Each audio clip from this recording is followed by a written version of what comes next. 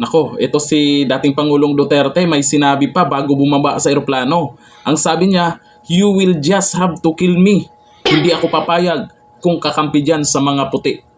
O, yan ba yung sinasabi nyo na takot? Yan ba yung sinasabi nyong tatakas? Ito, ang ganap dyan. I-warrant of arrest. So, you will just have to kill me.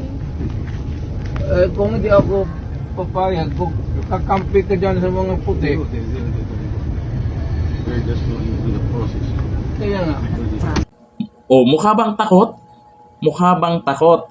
Kasi nung nasa Hong Kong pa lang siya, ay talagang maraming nagpayo po, di umano, kay dating Pangulong Duterte na pwede namang hindi na umuwi sa Pinas. Pero gusto po ni Tatay Digong na harapin yan.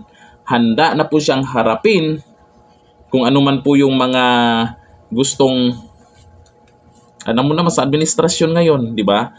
Pero yung pamamaraan nila ay kahit saan po kanina sa live stream po ng media, live stream ng mga vlogger, grabe yung galit ng taong bayan sa ginawa po. Kaya abangan po natin kung ano ang magiging update at kung nasaan po dinala or sana maging okay si Tatay Digong kasi hindi pinayagan na makapasok yung abogado niya at lalo na yung doktor niya.